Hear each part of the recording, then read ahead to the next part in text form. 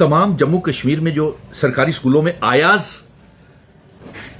बच्चियां जो लगी हुई हैं, वो तमाम आयाज बच्चियां पढ़ी लिखी हैं, बीए, बीएड भी हैं, हाईली क्वालिफाइड भी हैं। उनका रोज टेलीफोन कॉल आते हैं कि हमारी आवाज सरकार तक पहुंचाएं। और उनके साथ साथ कस्तूरबा गांधी बालिका विद्यालय में भी जो 24/7 सपोर्टिंग स्टाफ काम कर रहा है, वो लड़कियां भी हाईली क्वालिफाइड लड़कियां कस्तूरबा गांधी बालिका विद्यालय की भी वो रोज टेलीफोन करके कि हमारी भी आवाज सरकार तक पहुंचाएं। और उसके साथ साथ साक्षर भारत मिशन की भी वो हाईली क्वालिफाइड जो बच्चे थे जिन्होंने 2000 रुपए के ऊपर काम करना शुरू किया, वो भी रोज टेलीफोन कॉल करते हैं। और आयाज साक्षर भारत मिशन के और कस्तूरबा गांधी विद्यालय में जो काम करती हैं, उनका ये कहना है कि उन्हें एक तो बहुत कम तनख्वाह मिलती है, दूसरा इनके लिए सरकार की कोई जॉब पॉलिसी नहीं है, तीसरा ये कि इनके लिए जॉब पॉलिसी बननी चाहिए और इनको पक्का करना चाहिए। अब आयाज बेचारी बड़े गरीब घरों की हैं, लड़कियां पढ़ी हुई हैं और इतनी क्वालिफिकेशन भी उनकी है कि जितनी एक सरकारी स्कूल में टीचर की क्वालिफिकेशन होती है, जितनी पढ़ी होती है, लेकिन फिर भी ये आयाज बच्चियां स्कूलों में वो काम करती हैं जो टीचर्स नहीं करती हैं। बच्चों का ध्यान रखती हैं, स्कूल को साफ करती हैं, बच्चों के लिए पानी लाती हैं, बच्चों का खैर ध्यान रखती हैं, बच्चों को पालती हैं, बच्चों को बड़ा करती हैं और खुद अपने बच्चों को छोड़ करके आती हैं घरों में छोटी छोटी। और खुद ये कई आयाज के माँ बाप नहीं हैं, हरफन है, विडोअर्स है और गरीबी स्तर से नीचे रहने वाली बच्चियां। मैं सरकार से कहूंगा, समग्र 26 तारीख को जम्मू कश्मीर के समग्र शिक्षा की मीटिंग ले रहा है, तो इन आयाज के लिए एक तो ये कि इनको हर साल जो एक हफ्ते की ब्रेक लगाई जाती है वो नहीं लगनी चाहिए। दूसरा, आप इनसे अंगूठे लगवा लेते हैं कि आप 5 उंगलियों के निशान ले लेते हैं कि आपको नौकरी का मांग नहीं करेंगे। ये तो ज्यादती हो गई जनाब। आप 5000 रुपए के ऊपर मामूली सी तनख्वाह के ऊपर इनको ताउम्र के लिए बंदी बना लेंगे? नहीं साहब, या तो आप जॉब पॉलिसी बनाएं या इनकी तनख्वाहें बढ़ाने के तरीके बनाएं और सरकारी स्कूलों में और आयाज भी लगाएं। तो इस तरीके की बेइंसाफी इन आयाज के साथ बंद कीजिए। ये मुसीबत की तकदीर की मारी हुई हैं, जार जार रोती हैं और इनके घर में गरीबी स्तर के हैं, इनके घर भी कईयों के टूट गए हैं। इनके साथ मैं टीचर से भी कहूंगा, क्योंकि बहुत सी आयाज की ये भी शिकायतें आती है कि स्कूल में टीचर्स जो है उनका रवैया आयाज के लिए अच्छा नहीं है।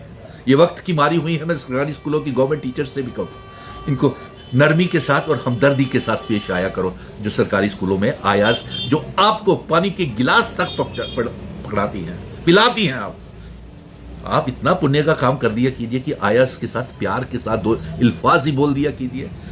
जब ब्रेक इनको लगती है तो इनको बहाल करने के लिए भी जल्द से सरकार से मांग कर लिया करो। ये सरकारी स्कूल के टीचर्स को ये हमदर्दाना रवैया इनकी तरफ रखना चाहिए।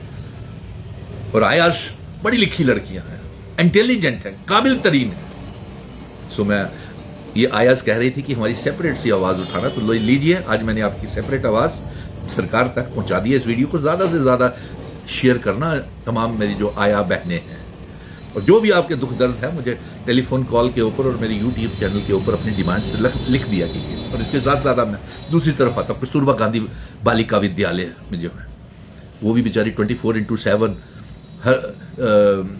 जो हरफन बच्चे हैं उनको तालीम देती हैं, उनको सपोर्टिंग स्टाफ का काम करती हैं, उनकी देख रेख करती हैं, अपने घरों से दूर रहती हैं, अपने बच्चे छोड़ करके। इनके लिए भी जॉब पॉलिसी बनी चाहिए और इनकी भी तनख्वाहें, कस्तूरबा गांधी बालिका विद्यालय की भी समग्र शिक्षा वालों को तनख्वाहें बढ़ानी पड़ेगी और इनकी भी नौकरी पक्की करनी चाहिए। अब तीसरा आते हैं साक्षर भारत मिशन के ऊपर। इनके साथ वो आपने बड़ी बेइंसाफी की समग्र में। 2000 रुपए के ऊपर आपने इनको 2011 में लगाया।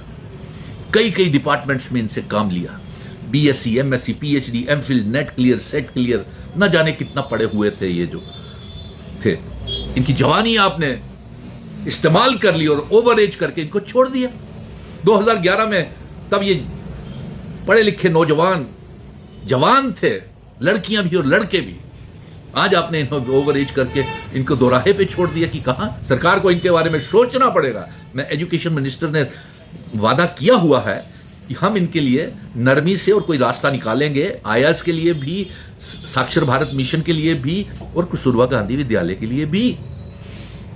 और आपने 2018 के बाद इनको चौराहे के ऊपर छोड़ दिया और उसके बाद इनकी तनख्वाहें भी वहां पेंडिंग हैं। तो ये भी इंसाफी ठीक नहीं है।